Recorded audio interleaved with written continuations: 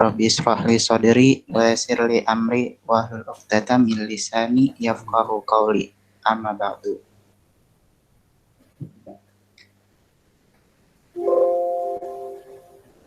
Selamat sore, brother and sister Villa.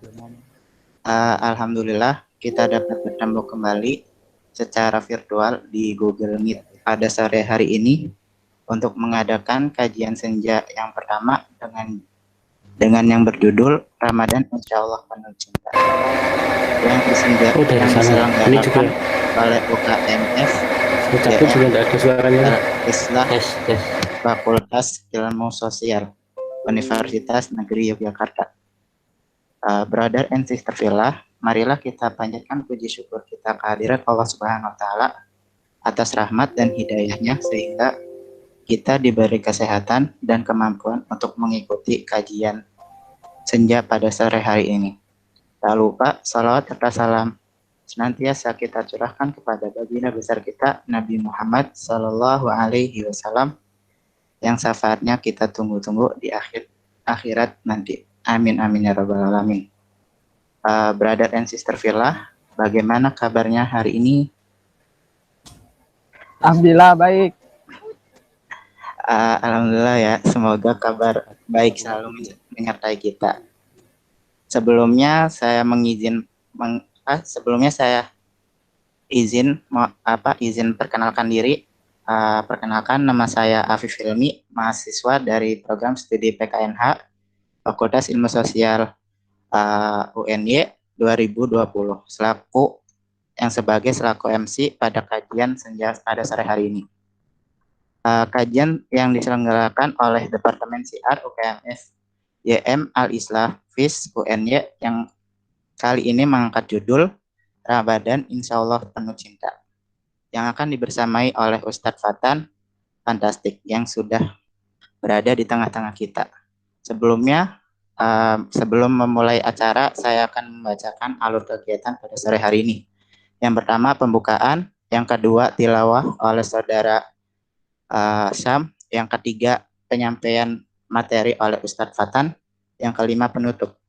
Brother and sister Villa, mari kita buka kajian senja pada sore hari ini dengan membaca basmalah.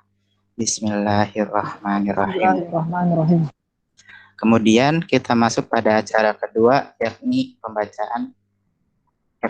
tilawah yang dibacakan oleh saudara Syam. Kepada saudara Syam, saya persilahkan. Oke, baik. Suara saya kedengaran? Kedengaran, Mas. Bismillahirrahmanirrahim. Assalamualaikum warahmatullahi wabarakatuh. Waalaikumsalam warahmatullahi wabarakatuh. A'udzu billahi minasy syaithanir rajim. Bismillahirrahmanirrahim.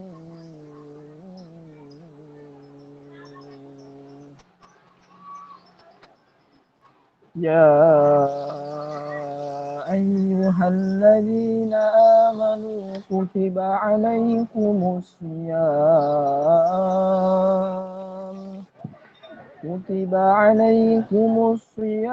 kama kutiba alal ladzina min qablikum la'allakum tattaqun. Ayyaman ma'dudat. Faman kana minkum maridan aw ala safarin fa'iddatun min ayyamin ukhar.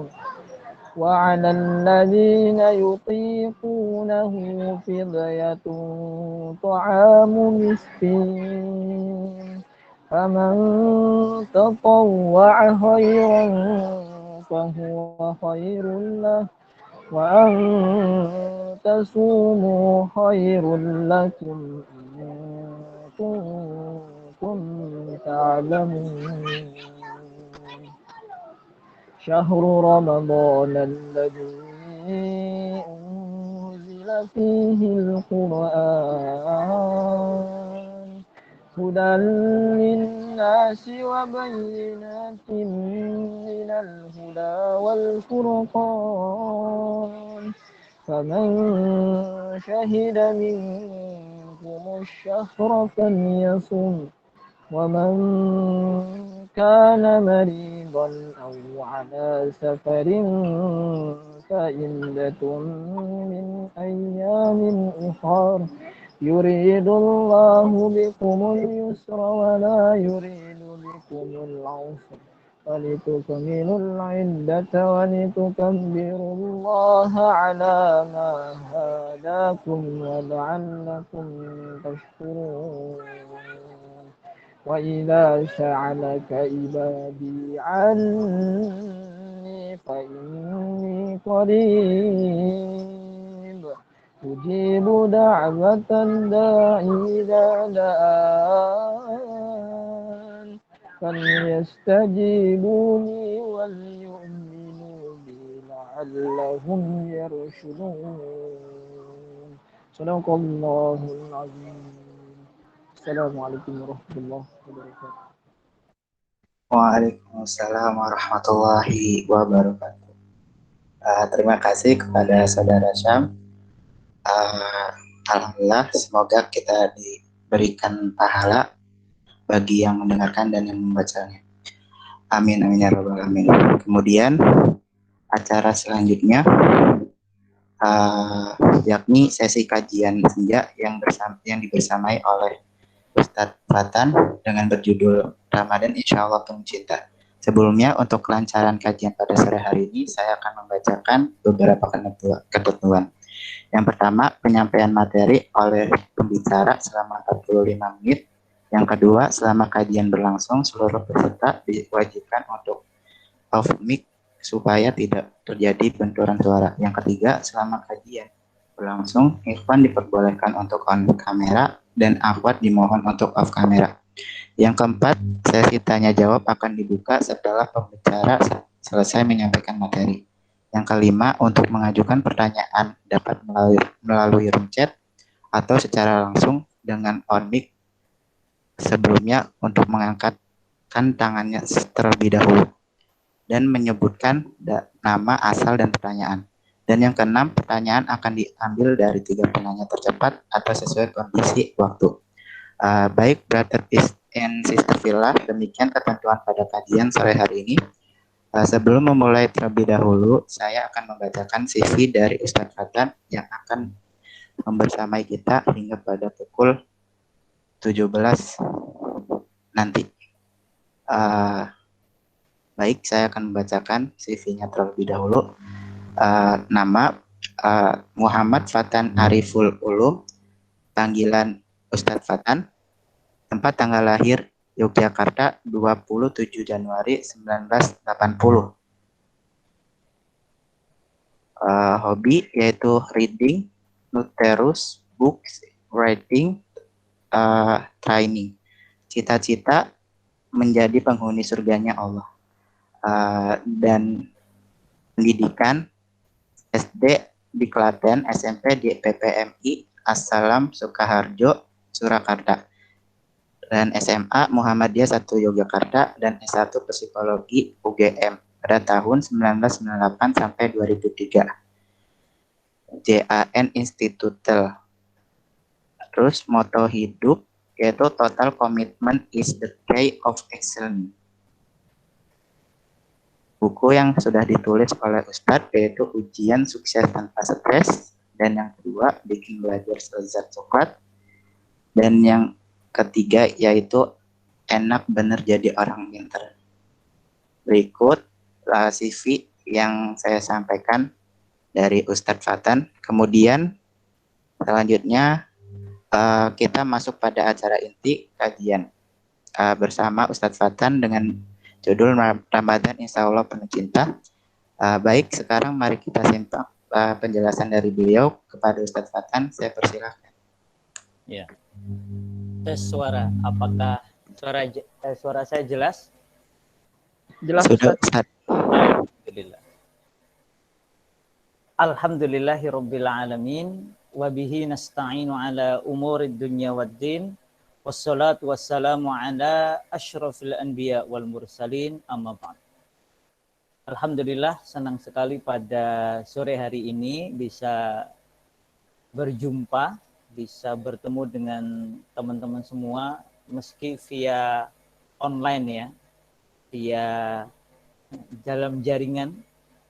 Meskipun online ataupun offline sekalipun, semoga kita tetap inline, tetap dalam satu garis, yaitu garis yang diberkahi oleh Allah Ta'ala, fi sabilillah, fillah, lillah, ilallah. Maka pada kesempatan sore ini teman-teman semua bertepatan dengan 13 ya, kalau tidak salah 13 Sya'ban 1442 Hijriah. Berarti kira-kira kita sudah tinggal sekitar 26 atau 27 hari lagi kita akan dengan izin Allah Ta'ala insya Allah berjumpa dengan bulan suci Ramadan. Kalau sudah dekat-dekat Ramadan ada istilah targhib Ramadan, ada istilah tarhib Ramadan. Tulisannya ada yang pakai TARGHIB, tarhib. Ada juga yang pakai TARHIB, tarhib, yang bacanya pakai H. Karena kalau bacanya pakai H, tarhib itu artinya menakut-nakuti, mengancam. Masuk kita Ramadan malah ngancem-ngancem kan enggak. Tapi maksudnya tentu saja adalah tarhib, pemberian motivasi, dorongan untuk menyambut Ramadan dengan sungguh-sungguh, atau tarhib, yaitu penanaman cinta, penanaman rasa suka kepada Ramadan. Nah, tentang Ramadan ini kita perlu mengingat dengan sangat jelas, sangat baik bagaimana Allah Ta'ala menaikkan derajat Ramadan ini sebagai bulan terbaik dalam setahun. Jadi kalau setahun itu dijajar bulan-bulan ini, dari 12 bulan itu dijajar, maka bulan terbaiknya adalah bulan suci Ramadan. Kalau dalam sepekan dijajar, maka hari terbaiknya adalah hari Jumat. Maka di hari Jumat kita dianjurkan untuk melakukan amal-amal utama, termasuk melakukan ibadah khusus, yaitu sholat Jumat untuk laki-laki, dan kemudian memperbanyak menjamu orang, bersedekah, bersolawat, membaca surat Al-Kahfi di hari Jumat. Maka di bulan suci Ramadan kita juga akan mendapatkan banyak amalan-amalan utama yang hanya ada di bulan Ramadan. Maka adalah dalam satu riwayat para sahabat loh, bukan orang sembarangan. Karena ini adalah golongan yang oleh Rasulullah Sallallahu Alaihi Wasallam disebut sebagai khairul qurun qarni. Sebaik-baik generasi adalah generasiku, yaitu generasi para sahabat. Maka pujian Rasulullah langsung kepada generasi ini menunjukkan bahwa the best generation, sebaik-baik generasi sebagai satu kumpulan, itu adalah generasi para sahabat. Dan bagaimana para sahabat sebagai the best generation ini menyiapkan Ramadan, itu menjadi teladan bagi kita. Maka dalam satu riwayat para sahabat itu biasa menyiapkan diri menyambut Ramadan 6 bulan atau 5 bulan sebelum Ramadan. Jadi 5 atau 6 bulan sebelum Ramadan mereka sudah bersiap-siap. Termasuk satu di antaranya memperbanyak doa, Allahumma barik lana. Kemudian ya Allah berkailah kami ya pada bulan ini.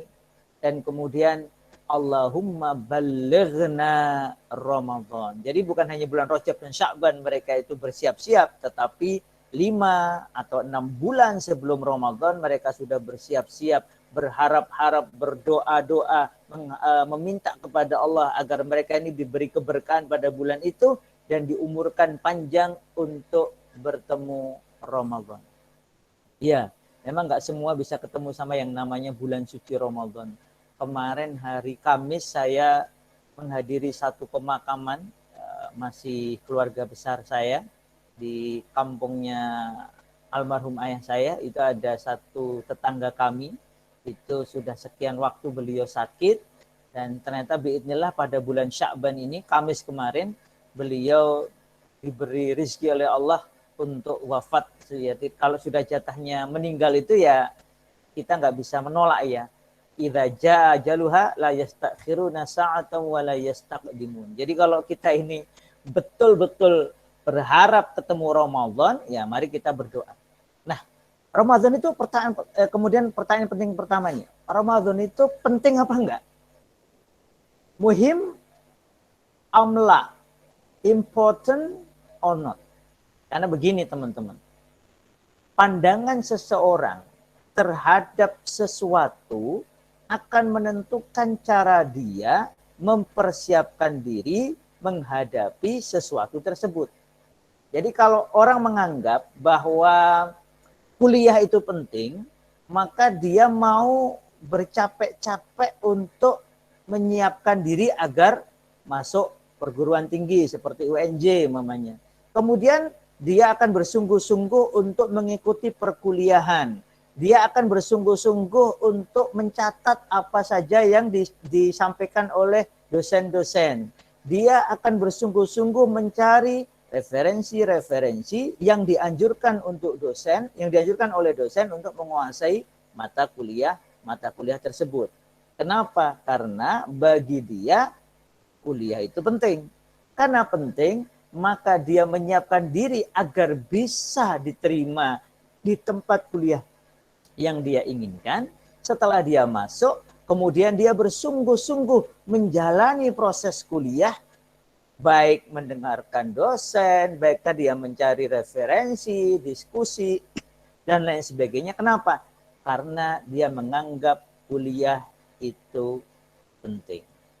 Begitu pula ketika seseorang menyadari betapa pentingnya bulan suci Ramadan, maka dia menyiapkan diri dengan sebaik-baiknya. Sebagaimana tadi, generasi para sahabat sudah berusaha menyiapkan diri bertemu dengan Ramadan 5 atau 6 bulan sebelum Ramadan. Kenapa? Karena mereka menganggap Ramadan ini very, very important events. Ini peristiwa yang amat sangat penting. Sehingga penyiapannya bukan 1, 2, 3, 4, tetapi 5 hingga 6 bulan. Kenapa? Karena sangat penting. Karena dianggap sangat berharga. Maka Allah Ta'ala menyampaikan kepada kita, orang-orang beriman, tentang keistimewaan dari bulan Ramadan ini dalam Al-Quran. Ya ayyuhalladzina amanu. Ini ayat yang sangat penting. Perlu kita bukan hanya dengar-dengarkan, tapi perlu kita hafalkan. Kalau perlu kita mulai jadikan bacaan di sholat sunnah kita. Kalau sholat wajib kita jadi makmum, umumnya ya kita ikut imam kan.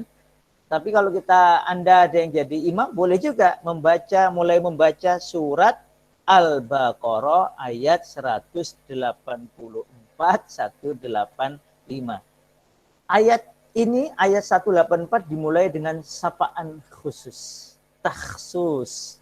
Ada panggilan khusus dari Allah Ta'ala kepada orang-orang khusus. Apakah engkau include to this special persons? Apakah Anda yang ada di room ini termasuk dalam kategori special person ini, orang-orang spesial ini? Maka lihatlah permulaan pernyataan Allah. Allah memulai dengan kalimat Ya ayyuhalladzina amanu. Hai orang-orang yang beriman.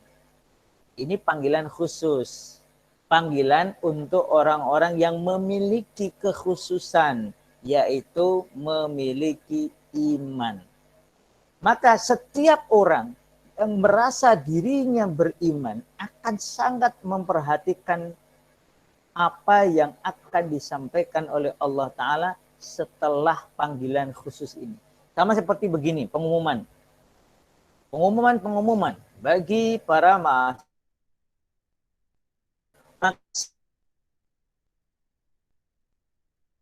Mahasiswa UNY ini panggilan ini pengumuman, ini sesuatu untuk apa mahasiswa aktif.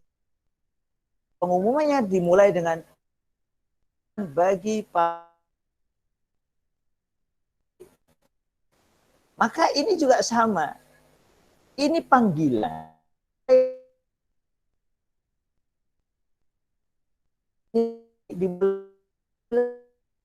Ya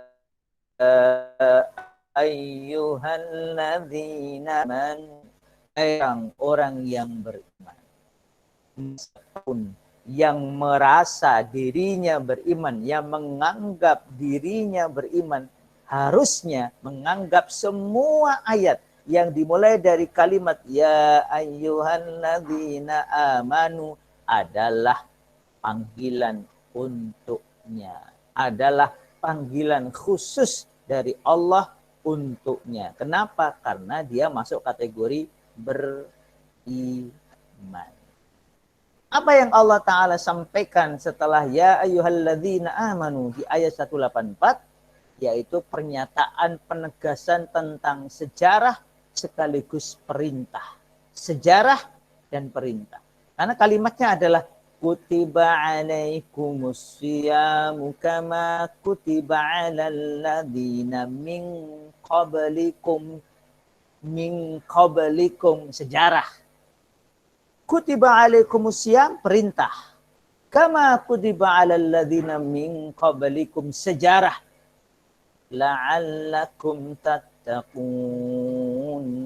Dan kita diberi arah perintah yang juga memiliki nilai sejarah yang memberikan kita arah agar kita ini menjadi orang yang genah, orang yang baik, orang yang terus-menerus berbenah.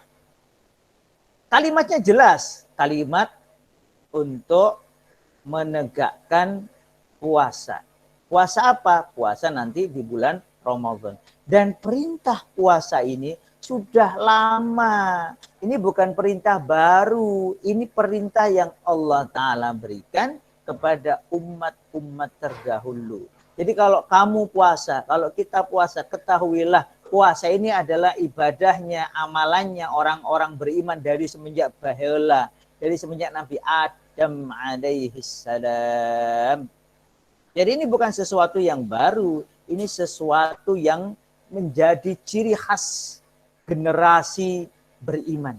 Kalau kamu believe people, kamu adalah believers, orang-orang yang iman, orang-orang yang beriman kepada Allah, maka kamu puasalah. Sebagaimana ini juga sudah disampaikan kepada umat-umat terdahulu. Untuk apa? Li ayyi syai', what for? La'allakum tattaqun. Agar kamu itu menjadi orang-orang yang bertakwa. Kamu jadi perintah yang memiliki nilai sejarah agar kita ini terarah menuju jalur kemuliaan, yaitu bertakwa. Jadi ayat ini memang luar biasa. Ayat yang penuh dengan hikmah. Pendek, ya Masya Allah, karena memang ayat Quran itu bukan bikinan manusia ya, tapi bukan bikinan ya, ini kalamullah. Bukan bikinan, ini kalamullah. Perkataan Allah, firman Allah Ta'ala. Maka di dalam perintah ini mengandung kejelasan bahwa puasa Ramadan itu memiliki kandungan, memiliki hikmah yang luar biasa. Kenapa? Kalau orang puasa Ramadan semata-mata karena Allah, nanti juga orang yang mempersiapkan diri menyambut Ramadan semata-mata karena Allah, mengharap pahala dari Allah Ta'ala, maka dia akan diberi sesuatu yang tidak diberikan Allah kepada orang lain. Ya, kepada orang-orang yang sungguh-sungguh ini. Baik itu berupa kemuliaan di dunia maupun sampai kemuliaan di akhirat. Maka Rasulullah Shallallahu Alaihi Wasallam sampaikan dalam satu hadis qudsi. Hadis qudsi itu berarti teks kandungannya itu dari Allah. Teksnya, lafaznya dari Rasulullah Shallallahu Alaihi Wasallam. Saking istimewanya puasa, ini Ramadan itu istimewa. Ibadah utamanya adalah puasa. Maka puasa sendiri memiliki keistimewaan yang luar biasa. Ya tentu saja ibadah-ibadah lain juga istimewa. Tetapi khusus puasa ada keistimewaan tersendiri. Apa keistimewaannya itu? Allah berfirman dalam hadis qudsi, setiap amal, kullu amal ibni Adam lahu. Setiap amal anak Adam, ya, manusia, itu kembali kepada dirinya. Illa siyam, kecuali siyam, puasa. Fa innahu li, maka sesungguhnya puasa itu li bagi Allah. Wa ana ajzibih, dan aku Allah yang akan memberi jaza, memberi pahala, balasan baginya. Wasyamu junnah, dan puasa itu menjadi tameng, perisai. Fa idza kana yaumu shaumi hadikum fala yarfuth wala yaskhab. Satu di antara bentuk tamengnya adalah kalau kamu itu nanti ketemu itu kamu sedang puasa, maka kamu jangan berkata yang rofas, berkata yang kotor, tidak senonoh, jorok dan semacamnya. Dan jangan pula kamu berbicara yang kasar, berbicara yang mencaci maki, mencela dan semacamnya. Fa in sabbahu ahadun au qatalahu falyakul inni shaim. Kalau ada seseorang yang mencacinya, mengajak dia bertengkar, mengajak dia ribut, maka katakan kepada orang itu, inni shaim. Aku ini sedang puasa. Ini contoh bentuk bagaimana puasa itu menjadi perisai. Orang yang puasa, maka dia seperti mendapatkan perisai agar tidak maksiat. Menjaga matanya, menjaga telinganya, menjaga mulutnya, menjaga tangannya, menjaga kakinya, menjaga segala inderanya, agar tidak berbuat yang jelek, agar tidak berbuat maksiat, agar tidak berbuat yang sia-sia. Maka puasa ini termasuk memang ibadah yang sangat spesial. Maka Allah pun memberi pahala yang spesial. Walladzi nafsu Muhammadin biyadih. Ini Rasulullah SAW sampai bersumpah demi zat yang nyawa Muhammad, jiwa Muhammad ada di tangannya. Maksudnya demi Allah. La khulufu famisaim atyabu indallah min rihil misk. Sungguh bau mulut orang yang berpuasa, ini mungkin teman-teman yang lagi puasa Ayamul Bid, kan kalau gitu ya, kita gitu, mengeluarkan bau dari mulut yang sedang puasa itu kan baunya dalam tanda kutip sedap betul. Nah, bau mulut orang puasa itu sungguh di sisi Allah lebih wangi daripada min rihil miski, dari bau minyak misik. Kita sering terjemahannya kasturi. Apa itu minyak misik? Minyak misik itu adalah minyak yang terbuat dari keringat rusa jantan. Ini termasuk minyak misik yang terbaik, karena ada juga yang mengatakan bisa juga dari keringat yang lain, contohnya keringat tikus putih. Tapi saya nggak menyarankan ya kalau yang tikus putih.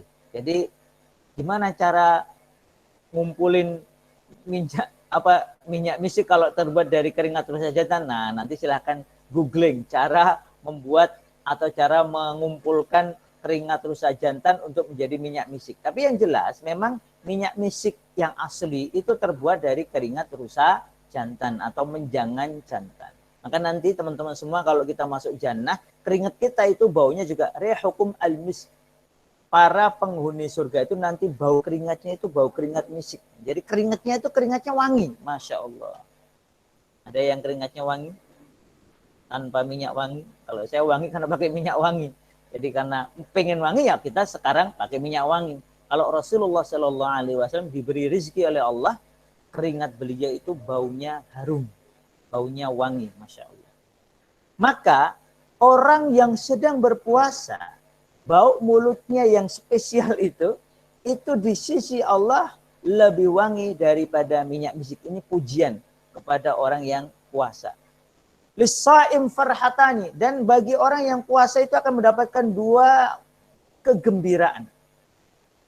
Yaitu kedua kegembiraan ini yafrahuhuma. Yang puasa ini akan bergembira dengan dua kegembiraan ini. Yang pertama, idza aftara fariha. Kalau dia nanti berbuka puasa, ini teman-teman yang puasa nanti maghrib, habis kajian ini azan maghrib terus berbuka, rasanya itu masya Allah. Walaupun bukan hanya ya, dengan satu gelas air mineral saja, kalau orang yang puasa itu masya Allah rasanya lezat betul. Dengan kurma, satu butir kurma, masya Allah rasanya nikmat betul. Itu kalau orang berbuka puasa, puasanya beres, begitu dia berbuka dia merasakan kelezatan berbuka. Ini Rasul kabarkan kegembiraan pertama bagi orang-orang yang berpuasa adalah saat berbuka. Maka kalau kita ditanya memori indah saat puasa itu saat apa? Biasanya saat berbuka. Kalau saat sahur jarang ya. Ya walaupun sahur itu mungkin sahurnya enak, hangat, nikmat, tetap kalah dengan kelezatan berbuka. Kalau sahur itu kan bersiap untuk puasa. Kalau berbuka itu kan sudah berjam-jam kita menanti, sudah menahan haus, menahan lapar, maka begitu saatnya berbuka, meskipun menunya sederhana. Kalau puasanya itu masya Allah diisi dengan kesungguhan, maka berbuka yang sederhana itu rasanya lezat betul. Dan ini dikabarkan oleh Rasulullah Shallallahu Alaihi Wasallam. Kegembiraan pertama orang yang berpuasa adalah saat berbuka. Kemudian yang kedua adalah wa idza laqiya rabbahu fariha bisaumihi. Nanti ketika di akhirat orang yang berpuasa ini bertemu dengan Rabb-nya, dengan Allah Ta'ala, maka bergembiralah dia. Kenapa? Karena apa yang disiapkan oleh Allah Ta'ala untuk orang-orang yang berpuasa imanan wahtisaban, karena iman dan mengharap pahala semata dari Allah Ta'ala itu sungguh luar biasa.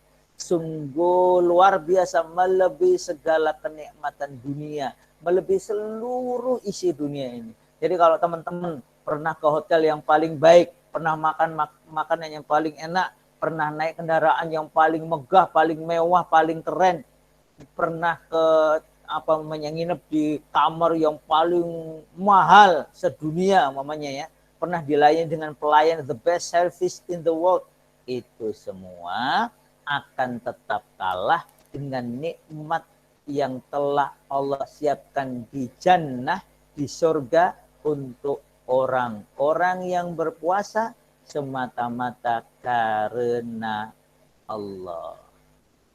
Maka Rasul kabarkan, kamu kalau puasa, orang yang puasa dapat kegembiraan minimal dua. Satu, gembira saat berbuka di dunia. Yang kedua, gembira saat bertemu dengan Rabb-nya Allah Ta'ala di akhirat. Maka ini menunjukkan kepada kita bahwa puasa itu memang sangat istimewa. Kenapa kok dia bisa mendapatkan keutamaan itu? Ya karena dia orang puasa itu rela meninggalkan makan, minum, kesenangan duniawinya semata-mata untuk Allah, untuk berpuasa karena Allah. Maka kalau kita seseorang puasanya karena Allah, dia akan mendapatkan balasan karena Allah itu. Maka orang kalau ingat hadiahnya ini, wajar dong kalau dia senang dengan Ramadan. Wajar dong kalau dia itu jatuh cinta dengan Ramadan. I love Ramadan. Kenapa? Karena berbagai keistimewaan yang ada di dalamnya. Belum nanti Ramadan itu yang kalau kita melakukan amalan sunnah, pahalanya seperti wajib. Kalau kita melakukan sholat sunnah berarti pahalanya seperti melaksanakan sholat wajib di bulan yang lain. Kalau kita melaksanakan amalan wajib di bulan Ramadan seperti sholat subuh, zuhur, asar, maghrib, isya, maka pahalanya dilipat gandakan sekian kali lipat dibandingkan kalau kita melakukannya di bulan biasa.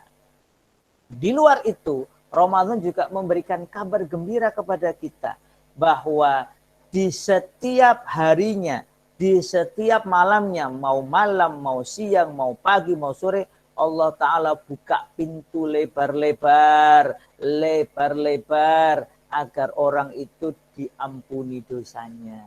Oh, coba, ada nggak orang yang tidak punya dosa?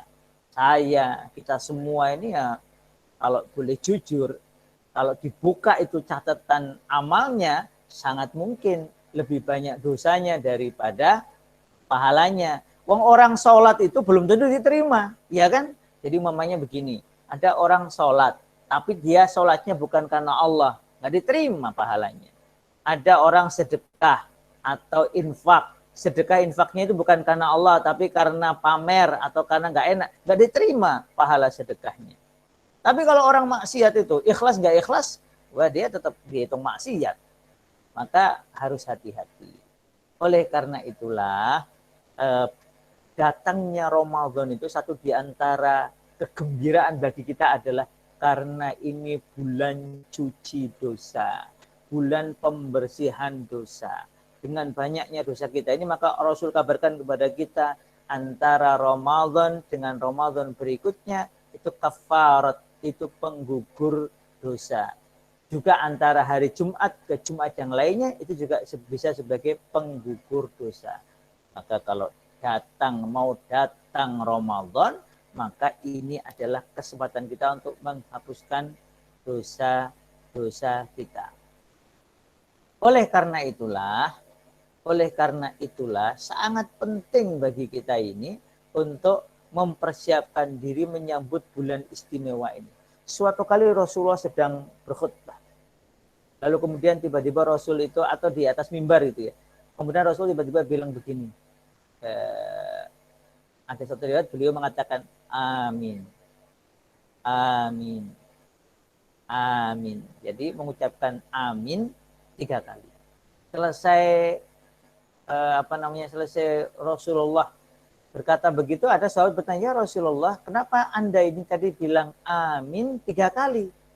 Maka satu di antaranya Rasul mengatakan, celakalah orang yang bertemu dengan Ramadan, lalu dia keluar dari Ramadan itu, maksudnya Ramadan selesai, dia tidak mendapatkan pengampunan dosa dari Allah Ta'ala. Itu termasuk orang-orang yang halik, orang-orang yang celaka. Kenapa? Karena di bulan Ramadan itu setiap detiknya, setiap waktunya itu adalah saat Allah menerima taubat kita. Maka kalau ketemu Ramadan itu kita harus bergembira, kita harus berkesempatan untuk betul-betul meminta ampun kepada Allah Ta'ala. Mau pagi, mau siang, mau malam, pokoknya minta ampun. Memperbanyak istighfar, memperbanyak mohon ampun kepada Allah Ta'ala. Karena setiap detiknya itu pengampunan dosa. Begitu pula di bulan Ramadan ini adalah bulan buka lebar-lebar pintu jannah. Kenapa kok dibuka lebar-lebar pintu jannah ini, pintu surga ini? Karena di bulan Ramadan seperti tadi saya sampaikan, itu yang namanya pahala dilipat gandakan oleh Allah Ta'ala. Ini coba teman-teman semua, kalau teman-teman kuliah nih, terus ada kesempatan begini nih. Pengumuman dari kampus umpamanya ya. Pengumuman bagi siapa yang nanti rajin datang kuliah di umpamanya ya, di hari Jumat, maka kalian akan mendapatkan bonus. Umpamanya bonusnya setiap datang tidak terlambat di perkuliahan hari Jumat akan mendapatkan bonus uang 1 juta rupiah. Kira-kira kalau ada pengumuman kayak gitu, kira-kira loh ya, kuliah hari Jumatnya semangat apa enggak? Normalnya semangat kan. Apalagi kalau ada pengumuman begini tambahan. Dan bagi yang 3 kali hari Jumat selalu datang tepat waktu, tidak pernah absen dalam kuliah, maka akan mendapatkan bonus tambahan 10 juta. Wah, tambah semangat. Kemudian tambahan lagi, bagi yang setiap hari Jumat ada perkuliahan dan datang tepat waktu, dan kemudian mengerjakan tugas dengan sebaik-baiknya sesuai arahan dosen, maka dia akan mendapatkan bonus 100 juta rupiah. Wah, tambah semangat. Kenapa? Karena kita merasakan, ya kalau namanya uang itu kan kita langsung lebih mudah kebayang. Uangnya jelas nih, hadiahnya jelas. Nah, demikian pula kalau orang itu ngerti betapa besarnya hadiah melebihi 1 juta, melebihi 10 juta, melebihi 100 juta, insya Allah dia akan berlomba-lomba menyiapkan diri menyambut Ramadan dengan sebaik-baiknya, agar nanti begitu Ramadan datang dia tidak lemesan, dia tidak lembek, dia sudah pada situasi panas kayak mobil. Kalau kamu naik mobil atau motor, namanya mau naik motor atau mobil ya, nah, kamu punya motor ya, mau berangkat ke tempat kuliah atau ke tempat lain, pagi-pagi agar nyampe di sana tepat waktu, motornya tidak mogok di jalan, maka apa yang dilakukan? Oh, dicek hari sebelumnya, bensinnya isi apa kosong? Oh, ternyata kosong. Oke, isi dulu bensinnya. Kemudian dicek lagi yang lainnya. Oh, ini remnya makan apa enggak? Oh, remnya makan, dan seterusnya dicek-cek. Kenapa? Karena ini mau melakukan perjalanan yang cukup jauh menuju suatu tempat. Maka pengecekannya menjadi lebih teliti.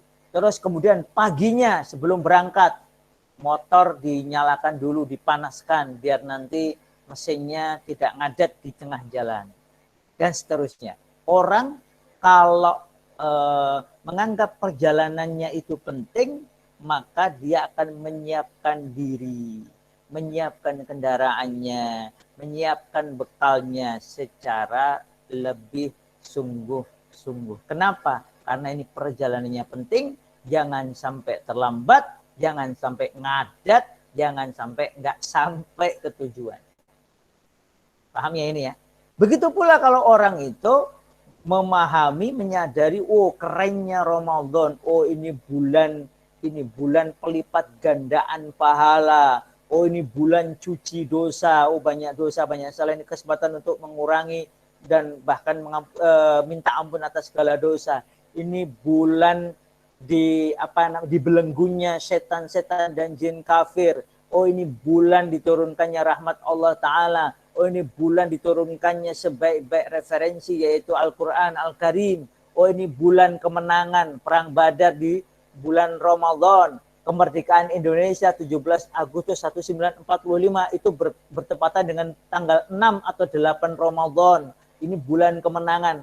Kalau kita mau sungguh-sungguh, maka ini kemungkinan, ini kesempatan untuk menang.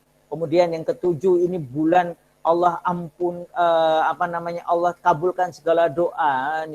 Siapa yang mau berdoa banyak-banyak, satu di antaranya nanti insya Allah, semoga kalau bertemu dengan Ramadan bisa berdoa yang terbaik, minta yang terbaik kepada Allah Ta'ala. Ini juga bulan adanya diskon gede, bukan diskon saja, ini bulan ada hari atau malam spesial namanya Lailatul Qadar, khairan min alfi syahr. Orang beramal di malam kemuliaan itu, kalau bertepatan dengan malam kemuliaan itu, dia beramal semata-mata karena Allah, maka dia akan mendapatkan pahala seakan-akan dia beramal selama 1000 bulan atau lebih. Oh, kata orang Sumatera, onde mande, ini betul-betul spesial ini betul-betul bulan istimewa ini perlu nih untuk disiapkan secara sungguh-sungguh. Oleh karena itu, teman-teman semua, begitu orang menyadari keistimewaan, keutamaan Ramadan, tumbuh cinta. Sesuatu itu kalau kita sadari besarnya manfaat, kita akan mulai senang. Oh, kuliah itu banyak manfaatnya. Oh, kuliah itu bisa menjadikan kita ini pinter. Oh, kuliah itu bisa menjadikan kita ini memiliki wawasan yang luas. Oh, kuliah bisa memudahkan kita mendapatkan kerja. Oh, kuliah bisa membantu kita memiliki pola pikir yang sehat, pola pikir yang logis. Oh, kuliah bisa membangun jejaring yang luas. Oh, kuliah bisa membuat kita itu kalau punya bisnis, kita sudah punya relasinya para dosen dan sebagainya. Ada alumni UNJ, sekarang lagi ngambil S2. Tahu saya sore ini tugas ke Magelang. Jadi dia ini sekarang menjadi satu di antara kepercayaan dosen UNJ. Saya lupa namanya, dokter siapa gitu. Dan kemudian dokter ini selain jadi dosen, dia punya CV. Punya CV di bidang teknik.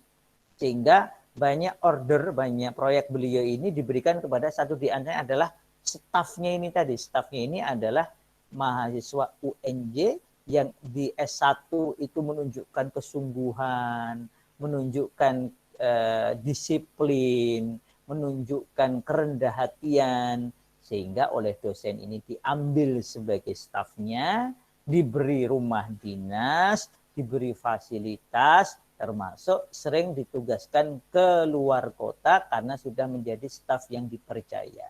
Dari mana itu? Dari kuliah. Maka ketika kita merasakan, ternyata kuliah banyak manfaatnya, maka kemudian kita bersungguh-sungguh kuliah. Sama, kalau orang itu merasakan besarnya manfaat Ramadan, dia akan mudah untuk cara pandangnya tentang Ramadan berbeda. Dia nggak lagi mikir, ya Ramadan nanti kita nggak bisa makan, nggak bisa minum. Malah kalau kamu itu sempat berhenti makan, sempat berhenti minum, itu menjadikan badanmu istirahat. Dan dengan cara itu, insya Allah kamu melakukannya semata-mata karena Allah, kamu dapat tambahan bonus, yaitu badan sehat. Metabolisme tubuh menjadi pulih kembali. Maka ada satu pepatah, ini bukan hadis ya. Ulama hadis mengatakan ini hadisnya dhaif. Meskipun isinya benar, yaitu sumu tasihhu. Berpuasalah kalian, maka kalian akan menjadi sehat. Ini bukan hadis Rasul, kata para ahli hadis. Ini adalah perkataan ulama. Isinya benar, karena terbukti secara ilmiah puasa itu menyehatkan, bukan hanya secara fisik, tapi secara non-fisik. Yaitu kalau kamu benar-benar puasa yang benar. Jangan sampai puasa, nanti Ramadan ternyata pengeluaran konsumsinya lebih banyak daripada bulan selain Ramadan. Ini gimana? Kalau Ramadan itu makannya 2 kali, sahur sama berbuka. Kalau sehari-hari itu makannya seringkali 3 kali. Lah, kok malah lebih banyak pengeluaran bulan Ramadan untuk konsumsi? Kalau sama-sama mengeluarkan bulan Ramadan seperti Rasul, yaitu dikeluarkan untuk infak, untuk sedekah, untuk wakaf. Kenapa? Karena yang pahalanya berlipat-lipat kali dibandingkan kalau dilakukan di bulan biasa. Maka persiapan yang amat sangat penting untuk menyambut Ramadan, kita bagi saja minimal ada 3. Ini loh bulan yang penuh kemuliaan, bulan di mana Allah Ta'ala lipat gandakan pahala, bulan di mana Allah Ta'ala cuci atau mudah mengampuni dosa orang-orang, sehingga Rasul gambarkan Allah keluarkan setiap hari orang-orang dari neraka. Seakan-akan dulu dia dengan amal buruknya itu mau masuk neraka, ketemu Ramadan, dia taubat, dia istighfar, maka kemudian dengan izin Allah Ta'ala dia menjadi tidak masuk neraka. Bulan di mana ada taraweh, orang itu kalau di bulan yang lain mungkin susah untuk sholat malam. Meskipun di awal waktu, kan kalau taraweh itu kan biasanya di masjid-masjid di awal waktu ya. Maka di bulan Ramadan itu orang jadi lebih mudah untuk sholat taraweh, sholat malam, meskipun di awal waktu. Bahkan nanti karena bangun sekalian mau sahur, orang jadi lebih mudah untuk juga bangun sholat malam di sepertiga malam sebelum dia nanti sahur, dan lain sebagainya. Banyak sekali kebaikannya. Maka yang sangat penting untuk kita lakukan dalam menyambut bulan suci Ramadan adalah persiapan ilmu. Teman-teman nanti dicek di kamarnya, di rumahnya atau di kosnya masing-masing sudah punya buku belum tentang fikih Ramadan. Ayo, udah punya belum tentang seluk-beluk Ramadan, syarat sahnya puasa, kemudian rukunnya puasa, apa saja yang membatalkan puasa. Karena satu di antara peneguh cinta adalah ilmu yang benar. Karena kalau orang itu ilmunya benar, dia akan tambah rasa cintanya kepada sesuatu tersebut. Orang itu kalau menyadari besarnya nikmat yang Allah Ta'ala berikan, dia akan lebih mudah mengucapkan Alhamdulillah. Bukan hanya dengan lisannya, tapi dia juga meyakininya di dalam hatinya. Dia akui nikmat Allah yang banyak ini, itu dengan hatinya. Dan kemudian dia jadi lebih ringan untuk beribadah dengan matanya, dengan telinganya, dengan tangannya, dengan seluruh anggota badannya itu kepada Allah. Kenapa? Karena dia sadari dengan ilmu yang benar itu betapa besar nikmat Allah Ta'ala ini. Coba umpamanya ya, kalau kita lihat ini alis. Alis ini rambut. Kemudian di bawahnya alis ini ada idep atau bulu mata. Bulu mata ini juga rambut. Lalu di atas kepala ini juga ada rambut. Tapi menariknya, rambut di atas kepala itu dia sekian waktu itu bertambah sekian senti, sekian senti, sekian senti. Sehingga perlu terutama laki-laki itu, ini bukan hanya laki-laki ya, perempuan juga ya. Itu juga perlu cukur rambut atau potong rambut secara rutin. Nah, dalam satu riwayat Bukhari, para istri Rasul itu ternyata rambutnya tidak panjang gitu enggak.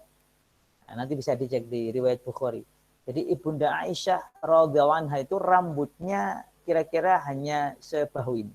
Jadi istri Rasul itu, para istri Rasul rambutnya kira-kira hanya sebahu, tidak sampai panjang begitu. Jadi yang perempuan yang rambutnya panjang-panjang itu kalau nggak mau ngikuti para istri Rasul itu dipotong, yang nggak usah panjang-panjang banget. Ya banyak manfaatnya ya rambut tidak panjang itu ya, hikmahnya banyak. Satu di antaranya ya biaya sampo jadi berkurang. Kemudian kalau apa namanya nyisir rambut itu nggak terlalu lama, bisa dengan waktu yang lebih pendek. Itu hikmah. Tapi yang jelas dalam riwayat Bukhari memang para istri Rasul itu rambutnya kira-kira sebahu. Nah, rambut di atas kepala ini tumbuh dengan cepat. Tapi menariknya, alis ini kan dari dulu ya segini-gini saja. Saya belum pernah potong alis. Alis saya cuma segini-gini saja. Kemudian bulu mata juga sama. Ya cuma segini-gini saja. Coba bayangkan, kan ini deketan kan jaraknya cuma beberapa senti. Kalau rambut alis kita ini, rambut di alis mata kita ini bisa tumbuh dengan lebat, apa nggak repot banget. Nanti kita harus megangi rambut kita begini, biar bisa lihat. Atau kalau nanti ada tempat cukur alis rambut karena panjang-panjang kan nggak enak banget. Atau juga mohon maaf di hidung kita itu ada bulunya juga. Tapi bulunya hidung itu juga tambahnya cuma dikit-dikit. Dan ya paling bisa dipotol gitu ya. Coba kalau mohon maaf bulu hidung kita itu bisa sepanjang rambut ini. Apa nggak jijik itu. Karena meler-meler, harus dipotongi. Allah Maha Adil. Bahkan untuk urusan yang kecil itu kita merasakan keagungan, keadilan Allah.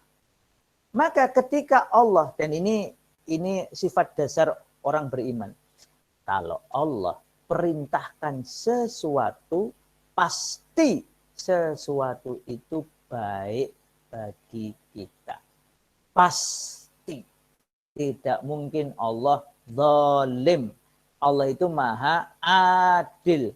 Maka kalau Allah perintahkan puasa nggak hanya 1 hari, nggak hanya 1 pekan, tapi 1 bulan penuh, itu berarti dalam ilmunya Allah pasti puasa 1 bulan itu membawa banyak manfaat bagi kita.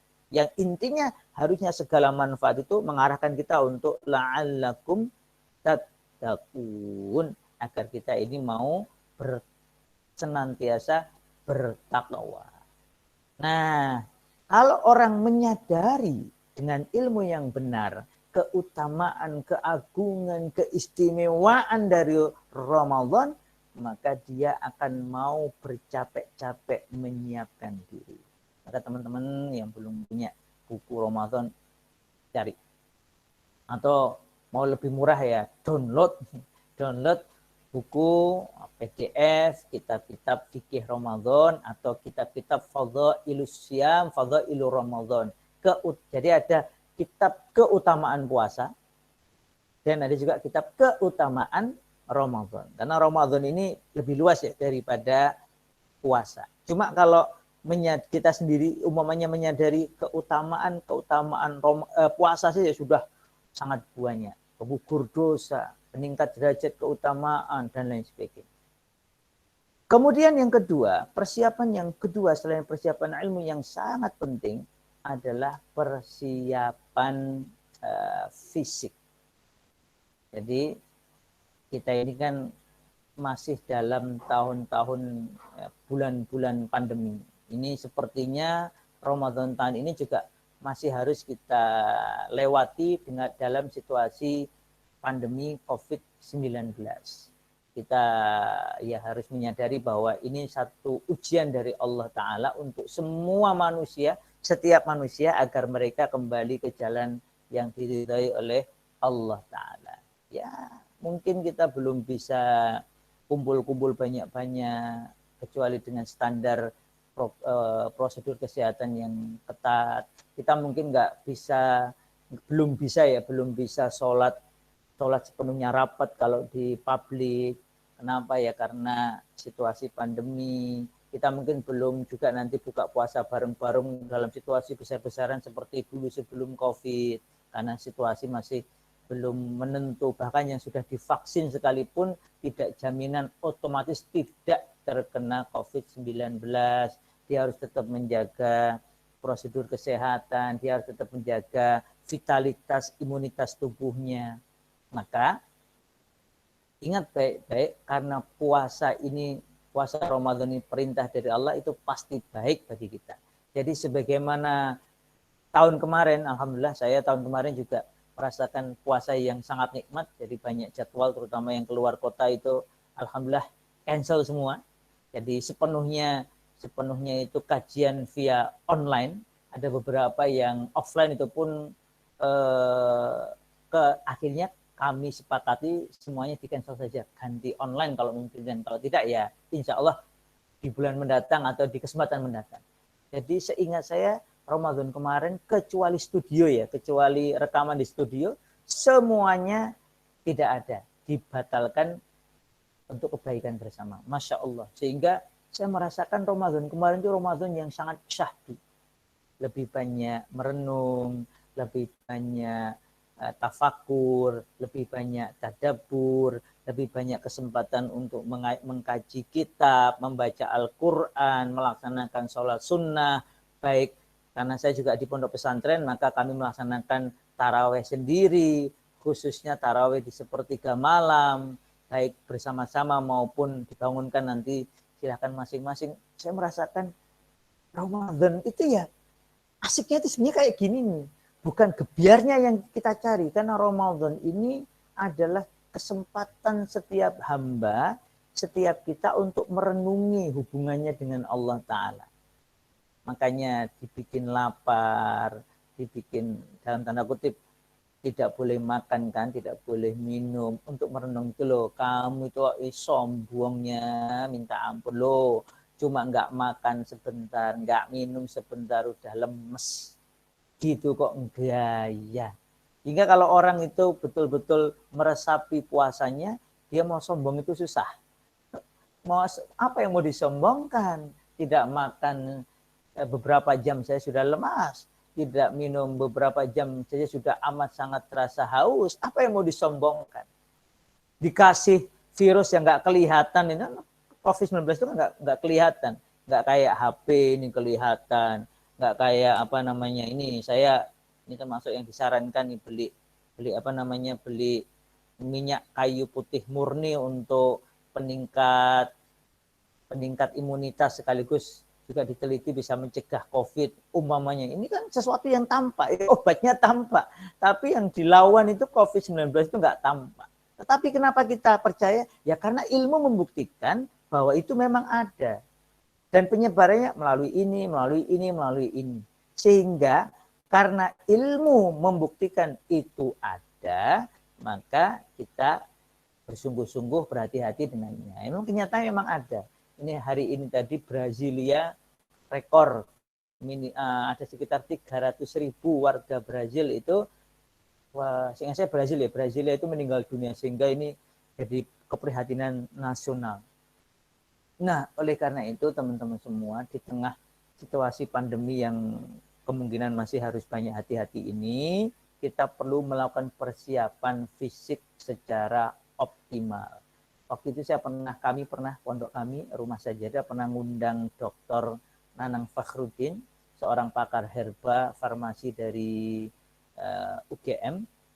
Itu beliau, karena kami undang satu dianya karena beliau nulis artikel yang kemudian dimuat di jurnal internasional tentang potensi herba Indonesia dalam pencegahan COVID-19. Oh, kan menarik itu. Jadi menggunakan herba yang ada di sekitar kita untuk mencegah penularan COVID-19. Waktu itu beliau dengan timnya itu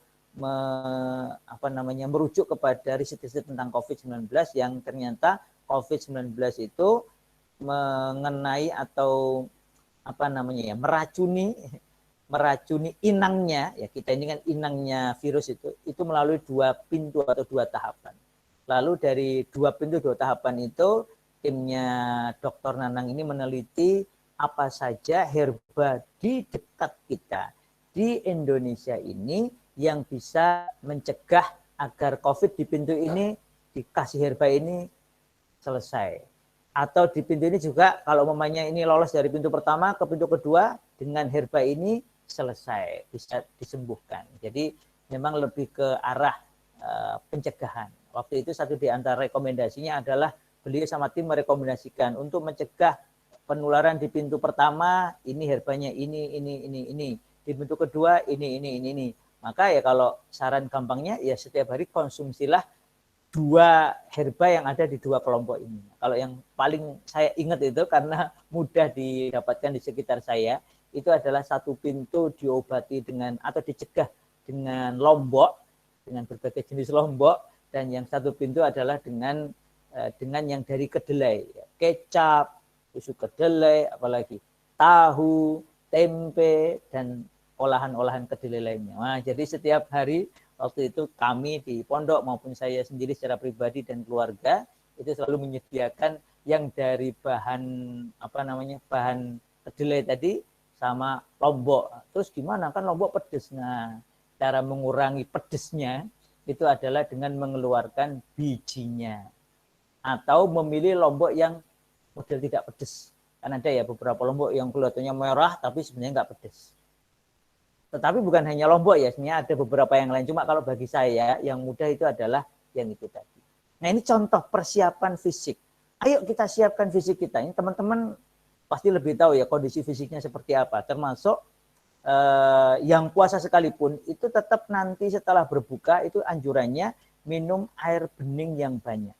Saya pernah konsultasi dengan dokter. Dok, apakah ada orang yang disebut over minum air mineral atau over minum air bening, air putih? Kata beliau enggak ada. Jadi dokter ini mempelajari obatan kimia modern, beliau juga mempelajari herba. Itu mengatakan enggak. Intinya orang itu enggak ada yang disebut kebanyakan minum air bening, karena kalau seseorang minum air beningnya banyak, itu akan tetap dikeluarkan dengan proses ada melalui keringat, melalui kencing, atau intinya dua yang utama ini ya, keringat atau kencing, maupun nanti diserap oleh tubuh dalam metabolismenya. Jadi insya Allah nggak ada masalah. Makanya kalau mampu teman-teman semua itu memperbanyak minum air bening. Lah kemarin kok saya dapat masukan lagi dari seorang senior.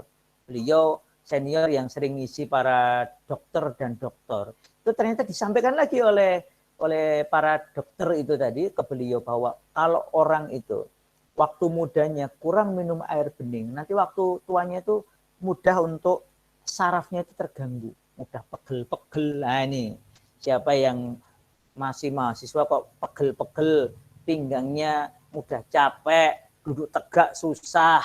Kemudian kalau mamanya gini ya, kalau mohon maaf kalau buang air itu kemudian warnanya kekuningan, baunya sangat pesing. Nah, hati-hati. Itu tanda kalau kekurangan air bening. Kalau kamu naik kendaraan, merasa nggak haus pun, itu tetap dianjurkan agar minum air bening yang cukup. Jadi kalau nggak puasa ya. Maka kalau sudah berbuka, anjurannya itu memperbanyak minum air bening. Saya pernah mengalami kecelakaan, kemudian jatuh terduduk sehingga tulang ekor saya ini dinyatakan patah. Jadi kita semua punya tulang namanya tulang ekor. Dan kata dokter nggak apa-apa tulang ekornya patah. Cuman saya waktu itu untuk pengobatan itu cuma 2 kata dokternya itu. Cuma 2 Pak. 1, Bapak sekarang duduknya pakai bantal donat. Tahu ya bantal donat ya? Bantal yang bolong tengahnya itu. Kemudian yang kedua Pak, memperbanyak minum air mineral, air bening, air putih setiap hari. Kalau bisa waktu itu kalau nggak salah beliau menyebutkan 2,5 sampai 3 liter sehari. Bagi saya ini ya awal-awal tuh tantangan betul minum 2,5 sampai 3 liter atau lebih sehari karena belum biasa. Tapi setelah minum air bening yang banyak itu memang badan terasa enak, nyaman. Dulu deh yang namanya kalau kekurangan minum air bening, kalau habis kecelakaan itu langsung badan tuh sakit. Terutama punggung itu rasanya nyeri, pinggang rasanya nyeri. Kenapa? Itu tanda, kata dokter, tanda kalau saya memang agak kurang minum air bening. Maka teman-teman semua, mari kita, ini yang belum biasa ya, silahkan biasakan minum air bening yang cukup. Bisa tadi 2 liter, 3 liter ya, nanti kayaknya ada ukurannya ya, ada cara, nanti silahkan dicarilah ya, ada cara ngukur kalau berat badan saya sekian, tinggi badan saya sekian, anjurannya minum air bening berapa liter. Kenapa? Bukan hanya untuk persiapan Ramadan bahkan. Ini untuk persiapan kalau Allah Ta'ala izinkan adik-adik ini, teman-teman ini berumur panjang, maka nanti insya Allah di usia yang sudah termasuk lanjut, kalian masih memiliki badan yang fit, badan yang afiat, sehat wal afiyah. Bukan hanya sehat tetapi juga dalam kondisi fit, dalam kondisi bugar, dalam kondisi segar. Satu di antaranya adalah dengan menjaga mengkonsumsi air mineral atau air bening yang cukup. Bisa dengan masak sendiri, bisa dengan langganan air mineral yang kalian percayai, yang itu akan membantu asupan tubuh. Nah, maka ketika nanti puasa, ini namanya bulan Sya'ban ini. Bulan Sya'ban ini bagian persiapan fisik dan nanti juga persiapan mental. Yang ketiga, persiapan mental spiritual. Kita menyiapkan diri, menyambut Ramadan dengan penuh cinta, dengan penuh kesungguhan, dengan penuh rasa senang, yaitu dengan memperbanyak puasa sunnah bulan Sya'ban. Ini mengikuti Rasulullah SAW yang dalam riwayat Ibunda Aisyah, Rasulullah ini kalau ketemu bulan Sya'ban memperbanyak puasa sunnah. Bahkan seakan-akan beliau tidaklah ditemukan di hari-hari bulan Sya'ban kecuali dalam kondisi shaim, dalam kondisi orang yang berpuasa. Kecuali sedikit hari saja. Sampai-sampai seakan-akan kata Ibunda Aisyah, Rasulullah itu seakan-akan tidak puasa di bulan Sya'ban. Maka beliau biasanya 1 atau 2 hari sebelum Ramadan barulah kemudian beliau tidak puasa. Untuk membedakan ini Sya'ban, besok Ramadan. Nah, oleh karena itu, kalau kita mampu melakukan persiapan ilmu dengan membaca fikih Ramadan secara sederhana, apa syarat sahnya puasa, apa rukunnya puasa, apa pembatalnya puasa, apa sunnah-sunnahnya puasa, sehingga kita ngerti apa yang harus kita lakukan di bulan Ramadan. Kemudian kita melakukan persiapan fisik, kita mulai ngecek kondisi badan kita mulai bagi yang belum pernah bekam, saran saya bekamlah di bulan Sya'ban ini sehingga kesehatan lebih terjaga. Kemudian juga tadi itu saran dari Dr. Nanang Fakhruddin untuk yang pencegah COVID-19, konsumsi herba-herba ini, dua macam herba untuk mencegah COVID-19 maupun hal-hal yang lainnya seperti madu dan lain sebagainya agar fisik kita prima, termasuk tadi meminum air mineral secara memadai. Termasuk kemarin dapat nasihat lain dari seorang ustadz, namanya Ustadz Syihabuddin dari Ishkarima. Beliau mendapatkan nasihat dari seorang dokter senior. Jadi kita ini sebenarnya juga perlu olahraga rutin setiap hari. Olahraga itu ada olahraga gerak, kata beliau, ada juga olahraga statis. Olahraga statis itu contohnya adalah kita berdiri sambil tangan kita diangkat begini, terus kakinya jinjit. Kalau mampu kira-kira 10 menit. Kalau nggak mampu ya kurangi 5 menit. Kalau nggak mampu ya kurangi semampu kita. Atau bahkan kita cuma begini nih, tangan kita 5 detikan. 1, 2, 3, 4, 5, kita lepas. Terus lagi 1, 2, 3, 4, 5, kita lepas. Jadi ada olahraga-olahraga ringan yang sifatnya statis. Kalau teman-teman pernah lihat Kungfu Shaolin? Pernah ya lihat Kungfu Shaolin itu ya? Pernah lihat bagaimana latihannya para biksu atau para murid Shaolin? Itu seringkali kan gerakannya adalah berdiri lama di satu gerakan yang sama, diem selama beberapa menit atau beberapa jam. Nah, ternyata olahraga statis seperti itu untuk daya tahan itu seringkali lebih bagus. Makanya pernah ada seorang muridnya Ustadz Syihab ini, beliau kan meminta para muridnya itu selain belajar ilmu agama itu juga memperbanyak ibadah, khususnya sholat malam. Dan juga nanti ada bela diri. Nah, ada seorang murid yang badannya kecil. Kemudian beliau cerita, ya karena sholat malam kan ada yang versi panjang gitu ya. Kalau untuk para penghafal Quran ada yang sampai sekali sholat malam 1 juz atau 2 juz atau lebih. Kan gerakan yang lama satu dia adalah gerakan ini ya, gerakan orang berdiri sholat terus meletakkan tangannya ini. Nah ini kan lama nih. Ternyata ketika tangan diletakkan lama ini di tangan kanan di atas tangan kiri diletakkan lama, itu ini kita ibadah, memang betul kita sholat begini nih. Cuma efeknya untuk olahraga, gerakan itu memperkuat kekuatan tangan.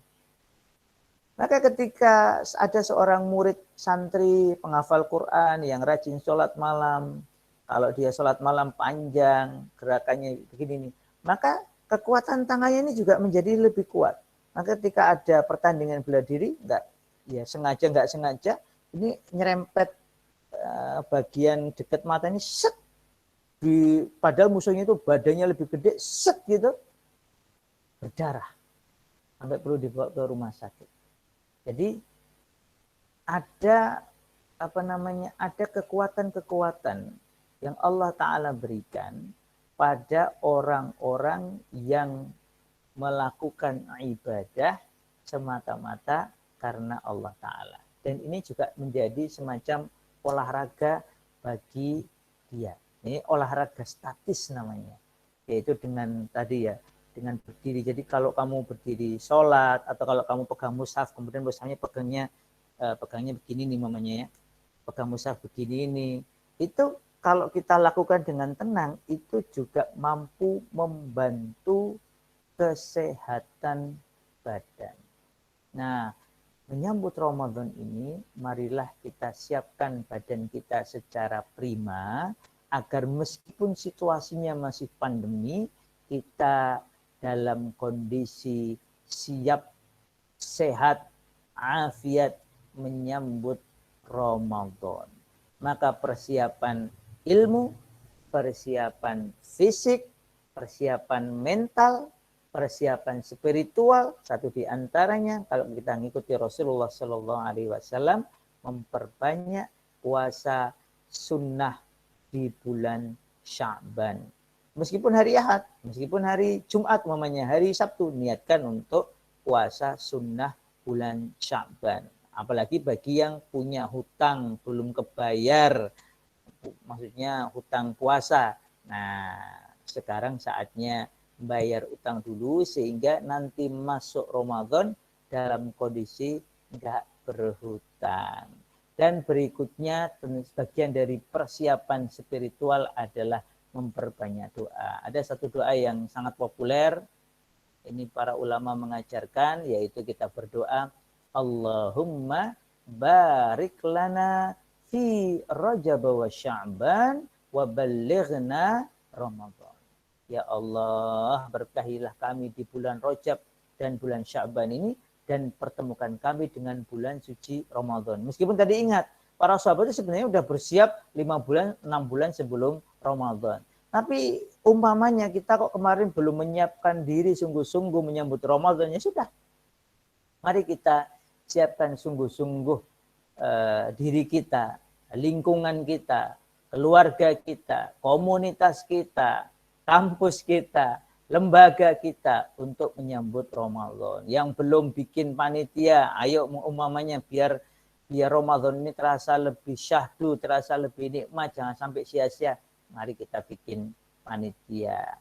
Diri sendiri disiapkan, keluarga kita bantu disiapkan, lingkungan komunitas juga mari kita bantu untuk menyiapkan. Ini kalau teman-teman pengen merasakan gerengnya Ramadan, nah nanti bisa umumnya mampir di contohnya ya. Kalau di Jogja ini yang saya lihat sudah mempersiapkan diri cukup baik secara fisik, bahkan itu adalah contohnya Masjid Jogokarian. Kemarin sudah ada teman-teman dari daerah utara, pas ada acara di daerah selatan, waktu itu ada acara di dekat Masjid Jogokarian, itu sudah pada foto-foto. Kenapa? Karena di Jogokarian, sepanjang jalan Jogokarian itu di depan masjid itu, dari timur ke barat, dari barat ke timur sudah dipasangi lampu-lampu, sudah dipasangi ornamen-ornamen yang kalau malam hari terasa tampak bright, tampak bercahaya, yaitu karena ini tadi ingin menggugah masyarakat. Ini mau Ramadan.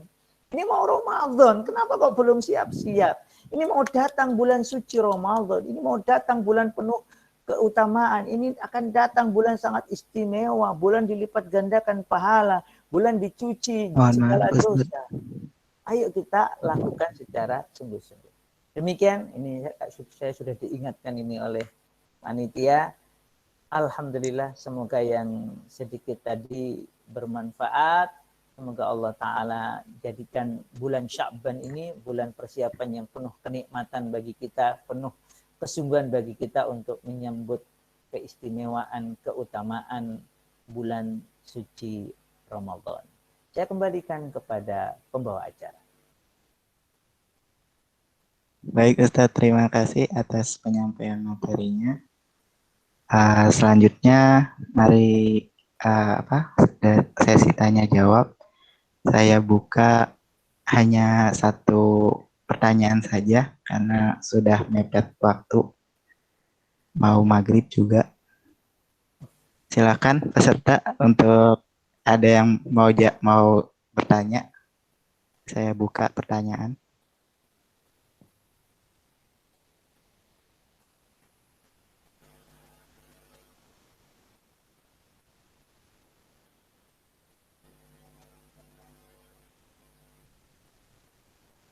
Apakah ada yang mau nanya?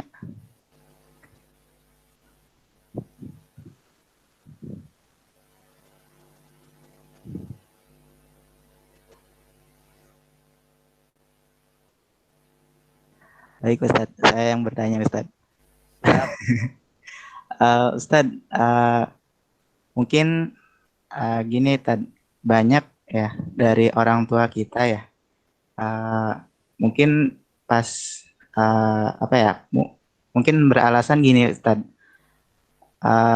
apa namanya? Kok nggak puasa? Kadangnya gitu. Mungkin gini alasannya, ya suka-suka, bukan suka-suka saya, mungkin gini. Gimana ya? Maksudnya terkadang kita mengingatkan orang tua gitu Tad, buat untuk berpuasa. Namun uh, orang tua itu kadangnya tidak mau diingatkan gitu Ustaz.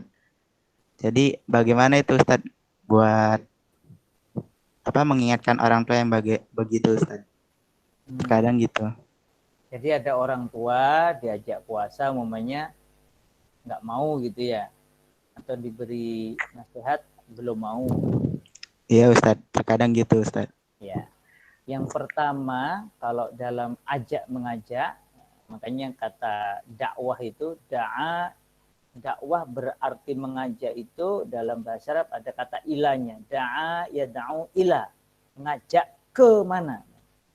Maka kalau kita dalam mengajak orang tua, kita perlu mempertimbangkan beberapa hal. Yang pertama adalah kedudukan orang tua yang otomatis memiliki posisi istimewa di hadapan setiap anak.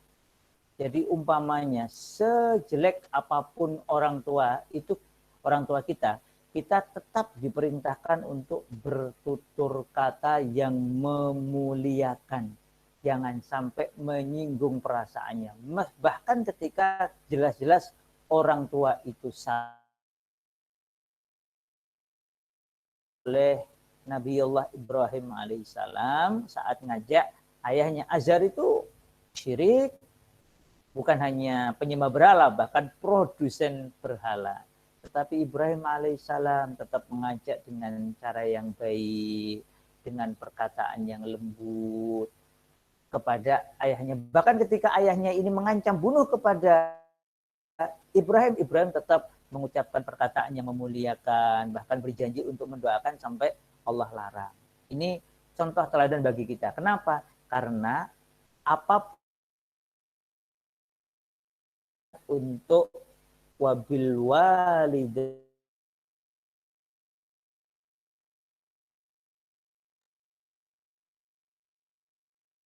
Allah perintahkan untuk senantiasa memuliakan mereka meskipun mereka dalam kondisi salah. Ini jadi standar kita dalam mengajak orang tua. Yang kedua, kita bisa memperhatikan apa yang disukai oleh orang tua dan apa yang tidak disukai tentu saja ya. Tapi untuk pintu masuk kita bisa mulai dari apa hal-hal yang disukai oleh orang tua. Contohnya namanya orang tua suka bakpia namanya, atau suka gudeg. Kalau bapak saya suka gudeg, almarhum bapak saya suka gudeg.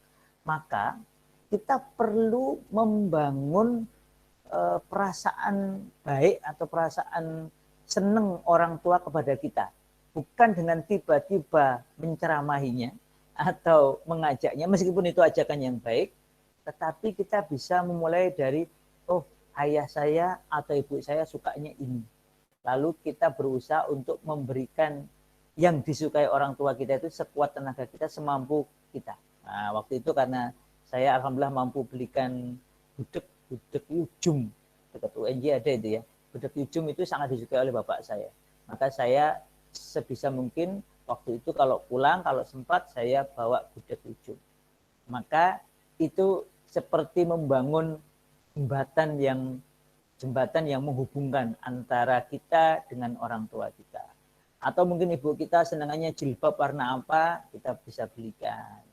Jadi ini untuk membangun jembatan baik, agar kalau kita itu menyampaikan sesuatu, itu bisa lebih mudah diterima. Atau kita juga bisa melihat siapa ya orang-orang yang dihormati, didengarkan pembicaraannya oleh ibu atau bapak kita. Nah, kita bisa minta tolong kalau kita ternyata kenal, waktu itu mamanya ya, yang sangat dihargai oleh bapak ibu saya adalah Pak D saya. Maka saya menyampaikan ke Pak D ternyata cocok, nah nanti Pak D yang menyampaikan ke orang tua kita. Atau siapapun, saya nggak tahu, nah kita perlu mengenal dulu orang tua kita yang tadi senangnya apa, itu bisa menjadi pintu agar kita memiliki hubungan yang lebih dekat, lebih baik. Bisa juga dengan mencermati siapa orang-orang, tokoh-tokoh yang didengarkan oleh orang tua kita. Kalau memang memungkinkan, kita bisa minta tolong ke tokoh ini, ke tokoh agama ini, atau kerabat ini untuk memberikan tambahan penguat ajakan kepada orang tua kita agar contohnya tadi ya, agar mau melaksanakan sholat 5 waktu, agar mau melaksanakan puasa Ramadan dan hal-hal baik lainnya.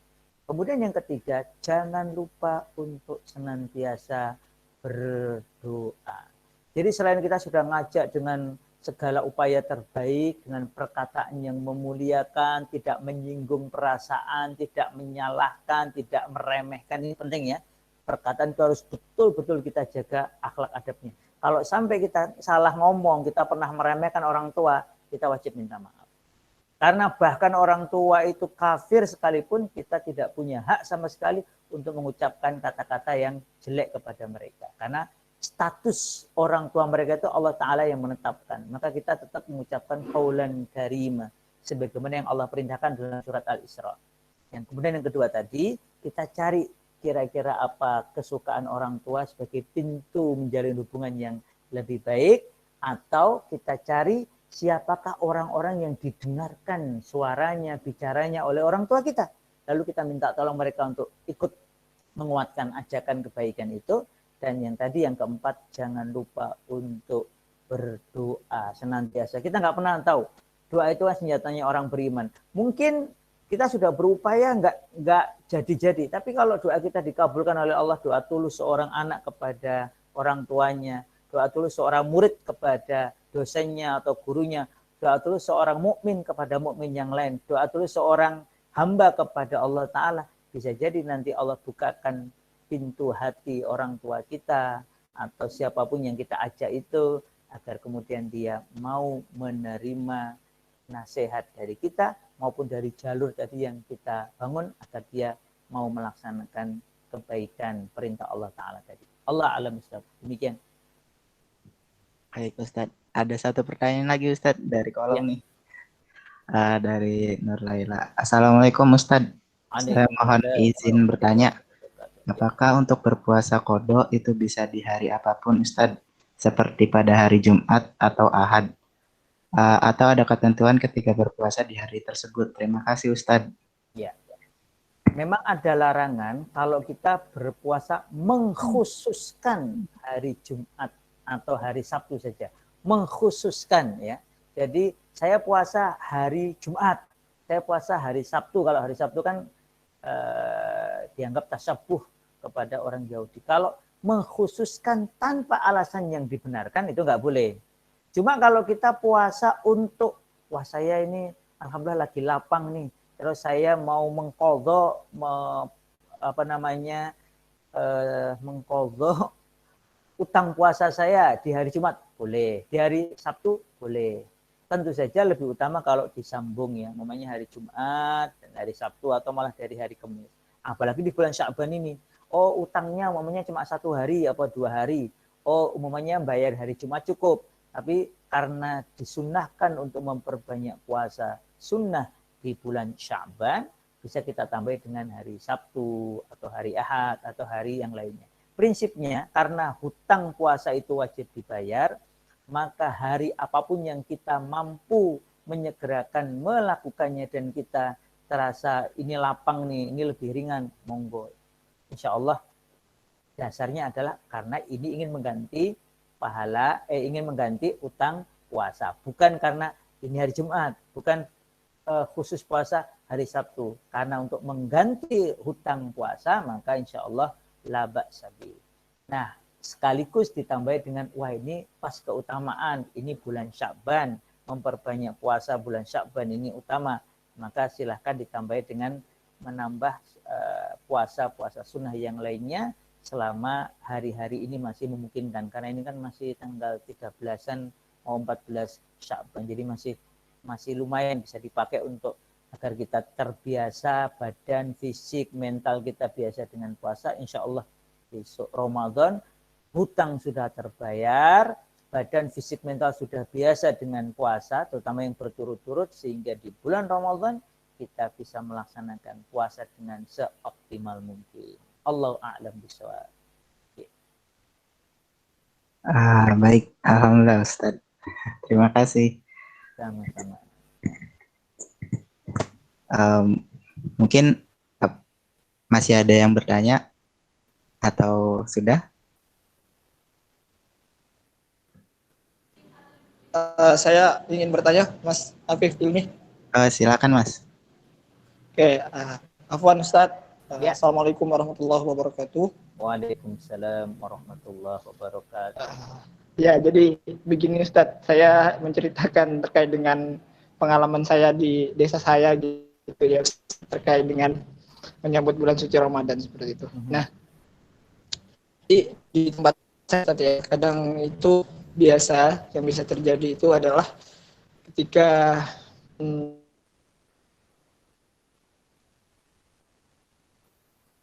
Halo. Judi seperti itu ya Ustadz ya, seperti main judi kayak gitu. Nah, memang apa ya, ibaratnya sudah biasa gitu Ustadz, dan alhamdulillah saya juga sudah pernah menyampaikan untuk apa ya, terkait dengan judi ini gitu ya, terkait dengan judi ini, terus kekurangannya apa gitu ya, dampaknya apa gitu, seperti itu Ustadz. Nah, terkadang kalau di tempat saya begitu, nah apalagi di bulan suci Ramadan itu kan biasanya orang-orang ya, bapak-bapak di sana itu memang udah apa ya, kadang-kadang kayak misalkan yang belum pernah sholat sama sekali di masjid gitu ya, atau mungkin ya sering main judi itu belum bisa lepas gitu loh Ustadz. Bahkan ya pada saat bulan Ramadan gitu ya tetap main gitu pas main judi seperti itu Ustadz gitu.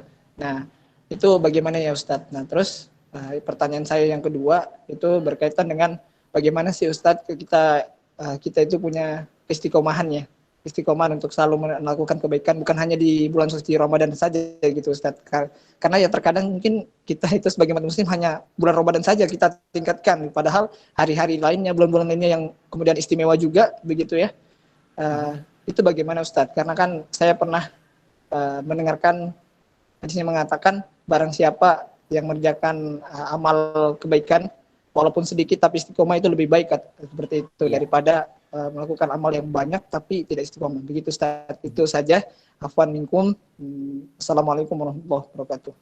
Waalaikumsalam warahmatullahi wabarakatuh. Masya Allah, tentang judi ini kita jadi ingat ada 2 pondok pesantren besar di Indonesia ini, minimal 2 ya, karena saya yakin pasti ada juga yang lain. Cuma yang dekat dengan kita ini minimal ada 2. Yang pertama adalah pondok pesantren yang di Jombang yang didirikan oleh Kiai Hasyim Asy'ari, itu di kampung judi. Bahkan juga dikatakan di kampung, bukan hanya kampung judi, itu kampung judi, kampung zina, dan juga kampung maksiat. Jadi itu kampung yang penuh dengan maksiat, satu di antaranya adalah judi. Kemudian yang kedua adalah Gontor. Kalau teman-teman pernah dengar pondok pesantren modern Gontor, itu juga didirikan di kampung yang dulunya adalah pusat maksiat termasuk judi. Artinya apa? Seburuk apapun seseorang atau satu komunitas, itu pada dasarnya dia memiliki fitrah. Rasul mengatakan kullu mauludin yuladu 'alal fitrah. Fitrah ini kalau merujuk kepada Rasulullah itu adalah at-tauhid, al-Islam. Orang itu masih punya iman sebenarnya. Cuman kalau dia sering maksiat, maka fitrahnya ini tertutupi. Jadi fitrah ini kalau teman-teman merujuk ke Quran loh ya, bukan menurut orang ya. Kalau menurut Quran itu ya Ar-Rum ayat 30. Fitratallahi fataran nasa 'alaiha la tabdila li khalqillah dzalika ad-dinul qayyim. Inilah agama yang tegak. Jadi orang itu mengenal Allah, orang itu pengen baik, cuman kadang nggak ada yang konsisten mengajak dia baik. Maka ketika Kiai Hasyim Asy'ari membuat pondok pesantren di Jombang, dia melatih agar orang itu konsisten untuk kembali ke jalan kebenaran, kembali ke fitrahnya, yaitu kembali ke Islam tadi itu. Maka apa yang bisa kita pelajari baik di Jombang maupun di pondok pesantren Hasyim Asy'ari maupun di Gontor, itu orang-orang kemudian sebagian mereka itu mau bertaubat kembali ke jalan yang benar. Artinya memang diperlukan upaya terus-menerus berkesinambungan agar orang mengenal ma'rifatul haq, orang mengenal kebenaran dan juga mengenal kejahilan, mengenal yang bodoh-bodoh, yang buruk-buruk. Karena orang itu sudah dibekali oleh Allah tadi, mengenal Allah, dibekali mengenal al-Islam, dibekali mengetahui kebenaran, cuman kadang tertutupi oleh lingkungannya, oleh didikan orang tua dan sekitarnya. Maka kalau mampu bisa melakukan satu upaya, umpamanya membuat satu pusat dakwah Islam di kampung, kemudian bekerja sama dengan lembaga-lembaga dakwah yang ada di, ya mungkin di Jogja, atau mungkin ustadz-ustadz yang memungkinkan untuk membangun jejaring dakwah di sana, sehingga orang-orang yang awalnya tidak mengenal Islam yang benar itu kemudian mulai mengenal Islam. Karena orang itu kalau sudah mengenal Islam lalu keimanan itu masuk ke dalam dadanya, kok cuma judi, ya zina, ya minuman keras, ya riba, bisa dia tinggalkan semua. Contoh yang sangat jelas adalah para sahabat di zaman Rasul itu kan banyak juga yang tukang judi, banyak juga yang tukang mabuk, tukang zina. Tapi begitu iman itu masuk ke dalam dadanya, pelan demi pelan dia mulai meninggalkan semua bentuk kemaksiatan itu. Kita tahu ya, termasuk judi itu kan sampai hijrah masih diperbolehkan. Tapi begitu judi diharamkan, maka kemudian kita lihat mereka itu bukan hanya meninggalkan judi, semua bentuknya, semua hal yang mengajak ke sana itu mereka tinggalkan, mereka ganti dengan sesuatu yang ditetapkan oleh Allah Ta'ala. Maka dakwah memang memerlukan kesinambungan, memerlukan satu proses yang tidak pendek, dan itu harus mulai dilakukan. Tadi kalau memungkinkan dibuat satu entitas, satu markas dakwah kecil yang kalau orang tuanya umpamanya kepepet, orang tuanya itu sampai meninggal belum ada yang semuanya tobat, minimal anak-anaknya yang mereka itu kalau belum balik masih di atas fitrah, di atas Islam itu nanti mereka akan berkecenderungan untuk Islam. Ada satu kampung di dekat saya ini, kampung babi. Jadi karena hampir semuanya waktu itu adalah jualannya babi. Lalu mulai didirikanlah musola, kemudian diadakan TPA, lalu anak-anaknya diajak. Ya sebagian orang tua itu kemudian hijrah. Dari dulunya jualan babi, kemudian nggak lagi jualan babi, jadi jualan kambing, atau punya usaha yang lain. Dari mana? Satu di antaranya malah yang dakwahi itu adalah anak-anaknya ini. Anak-anak yang kemudian belajar TPA, lalu dia mulai membaca Quran, mulai sholat, lalu orang tuanya itu diajak-ajak. Ya kadang kalau yang ngajak itu anak kecil itu sering, kadang ya orang tuanya ewuh sendiri ya, ewuh, oh you know the meaning of ewuh, segan. Dan akhirnya orang tua itu kemudian pelan demi pelan, alhamdulillah ya, 1, 2, kemudian hijrah. Dan sekarang kampung sebelah kami ini yang dulu kampung babi itu sekarang kata seorang teman saya tinggal 2 atau 3 pedagang babinya dari dulu yang lumayan banyak. Dan sekarang masjid-masjid di kampung tersebut, musola-musolanya mulai tambah hidup. Nah, jadi proses dakwah tentu memerlukan waktu.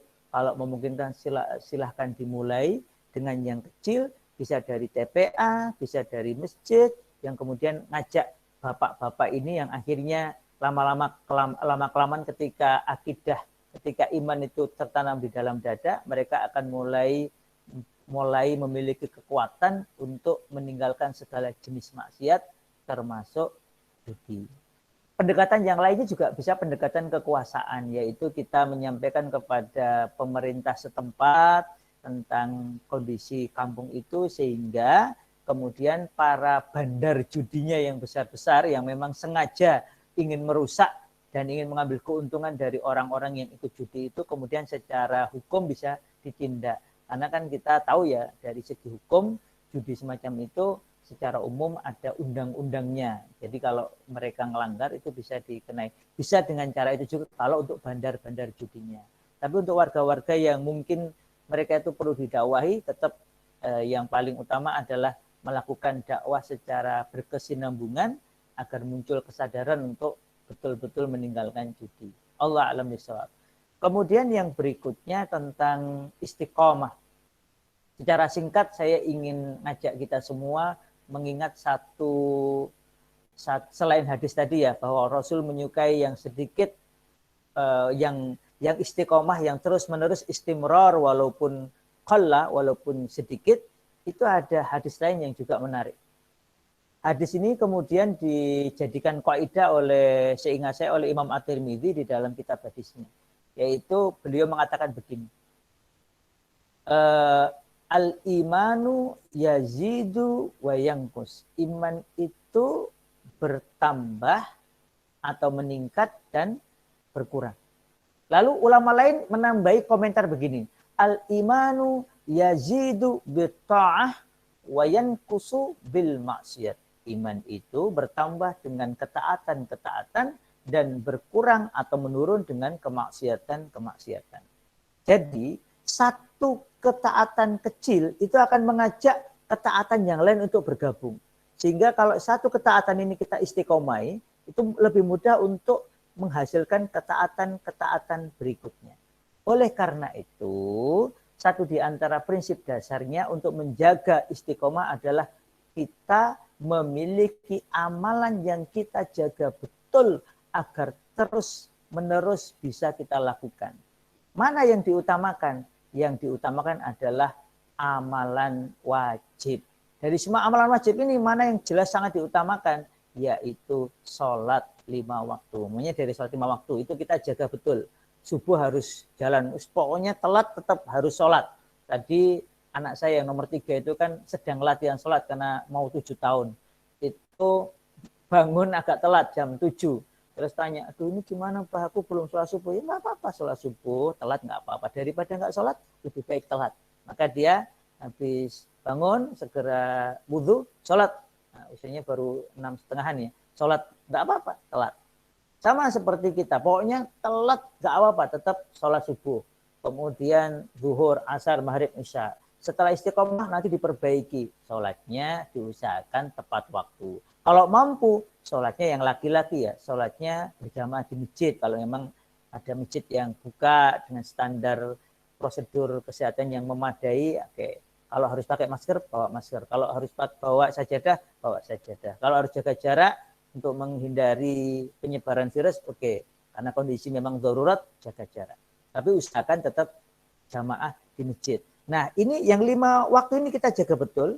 Kita jaga kualitasnya hingga kalau bisa 5-5-nya tepat waktu berjamaah. Entah di masjid atau di tempat lain yang memungkinkan. Dalam kondisi seperti sekarang. Nah, setelah itu, setelah sudah mulai istiqomah, kita tambahi dengan sholat sunnah yang paling utama. Yaitu sholat malam. Gimana mulainya? Kita bisa mulai dari sholat malam setelah sholat isya. Kayak tarawih itu. Jadi tarawih itu kan sholat malam yang dilakukan di awal waktu. Karena memang lebih ringan bagi orang umum. Kita bisa memulai dengan seperti itu. Oh, tambahi dengan sholat sunnah 2 rakaat. Atau minimal Rasul juga kadang 1 rakaat saja.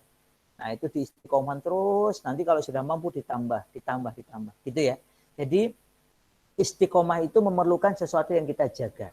Maka kalau sesuatu yang sudah kita jaga ini sudah terjaga, nanti bisa kita tambahi dengan amalan lain yang memperkuat yang sudah kita jaga ini. Tadi contohnya, sholat 5 waktu dikuatkan, dinaikkan kualitasnya. Setelah itu kita tambahi dengan sholat sunnah seperti sholat malam atau sholat rawatib. Contohnya 2 rakaat sebelum subuh, 2 rakaat setelah maghrib, dan seterusnya. Sesuai dengan tuntunan Rasulullah Shallallahu Alaihi Wasallam. Karena kalau kita bisa menjaga yang begini ini, maka insya Allah kita bukan hanya istiqomah dalam makna terus, tetapi istiqomah naik. Sebagaimana hadis Rasul, orang yang terbaik di antara kalian adalah mantulu umruhu wa hasuna amaluh, yaitu orang yang dipanjangkan umurnya oleh Allah Ta'ala dan panjang umurnya ini menambah kebaikan amalnya hingga dia dicabut nyawanya kelak insya Allah dalam kondisi amal terbaiknya. Begitu Allah alam bisawab. Untuk menambah istiqomah juga kita diajarkan doa. satu di antara doanya ya, itu adalah ya muqallibal qulub tsabbit qalbi ala dinik, ya musarrifal qulub sarrif qalbi ala ta'atik. Nah, ini satu di antara doa yang diajarkan oleh Rasulullah Shallallahu Alaihi Wasallam agar kita ini kokoh istiqomah di agama Allah ini, di dalam menjalankan perintah Allah ini sampai akhir hayat kita maupun doa-doa yang lain. Allah alam shawab, demikian. Baik, Ustaz, terima kasih. Ya. Karena waktu yang terus berjalan sampai udah sore, akan kami akhiri sesi tanya jawab pada kesempatan kali ini. Mohon maaf jika ada pertanyaan yang belum disampaikan atau belum terjawab. Semoga dapat dijawab di lain kesempatan. Terima kasih juga kepada Ustadz Fatan atas jawaban yang telah diberikan kepada sejumlah pertanyaan. Baiklah, sebelum menyudahi sesi kajian pada sore hari ini, saya akan membacakan beberapa poin penting yang telah disampaikan oleh Ustadz Fatan. Yang pertama yaitu bahwasannya sebelum kita memasuki bulan Ramadan, yaitu kita harus mempersiapkan sedemikian rupa sebelum sejauh-jauh hari sebelum memasuki bulan Ramadan, bahwasannya sebelum dari zaman dahulu juga para sahabat sudah menyiapkan 5-6 bulan sebelum memasuki bulan Ramadan. Dan yang kedua, bahwasannya bulan Ramadan itu penuh dengan amal-amal baik yang di dalamnya itu terdiri ada turunnya Al-Quran, yaitu nuzulul Quran. Terus yang ketiga, bahwasannya kita diminta untuk istiqomah dalam beramal, walaupun sedikit ya Ustadz ya, walaupun sedikit, dan itu harus meningkat dari hari per harinya. Demikian dari kesimpulan saya yang diberikan. Ya, kajian hari ini telah usai. Jazakumullahu khairan kasir. Kami ucapkan kepada Ustadz yang telah berbagi ilmu dengan kita semua. Semoga apa yang diberikan oleh Ustadz bermanfaat di kemudian hari. Amin, amin ya rabbal alamin. Sebelum kita mengakhiri, bahwasannya kita ada sesi foto terlebih dahulu untuk